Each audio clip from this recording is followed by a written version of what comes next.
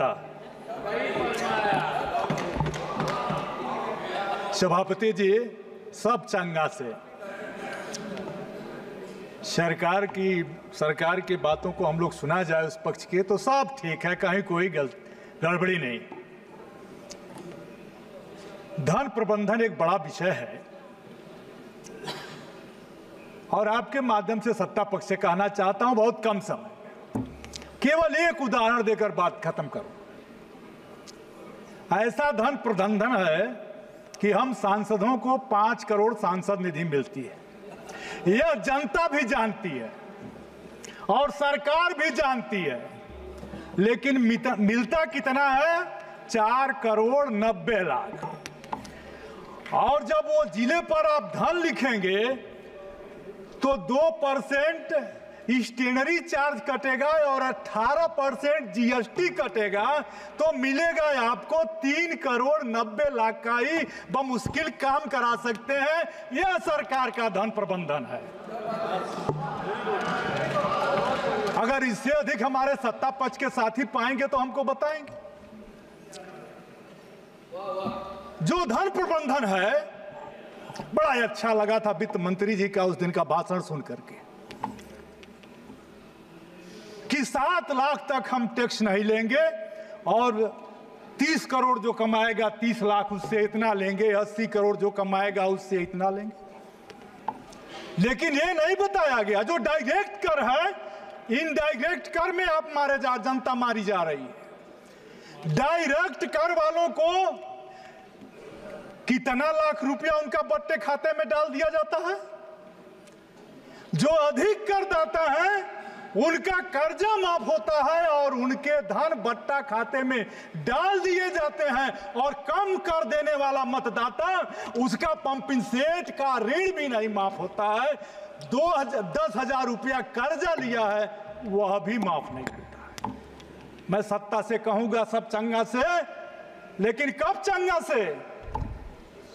जब red signal पर आपका शीशा पोंछते हुई कोई बेटी और कोई बेटा न मिले।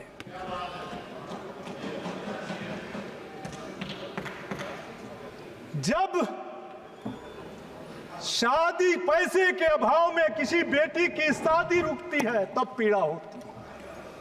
और जो हमारा धन प्रबंधन है, माननीय सभापति महोदय, आज तक यह सरकार कहती है, हमको तो बड़ा भ्रम होता है विकसित भारत विकसित भारत विकसित भारत, और इस विकसित भारत की कल्पना में मैं साधुवाद देता हूं अपने भारतीय जनता पार्टी के भाइयों को कि सदन में भाजपा का नाम लेना बंद कर दिया है। केवल माननीय मोदी जी का नाम से शुरू भाषण होता है और उन्हीं के नाम पर खत्म होता है। लेकिन विकसित भारत में आप देखा, थाने का चौकीदार आज भी 400 रुपया रोज नहीं पाता। गरीबों की सेवा करने के लिए आंगनबाड़ी कार्यकर्त्री, रोजगार सेवक, सहायिका, आशा बहू, शिक्षा मित्र और मनरेगा का मजदूर भी आज तक 400 रुपया रोज आप नहीं दे पाए, और आप 400 पार का नारा दे रहे थे।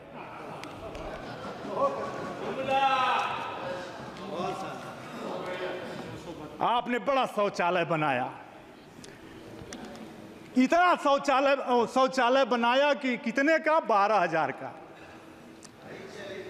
अरे जाइए 5 स्टार होटल में एक कमरे का भाड़ा 12,000 है। लाख में नहीं भाई, लाख वाले में नहीं गया मैं। हाँ, ये जरूर है कि आप जल नल से पानी दे रहे हैं फ्री में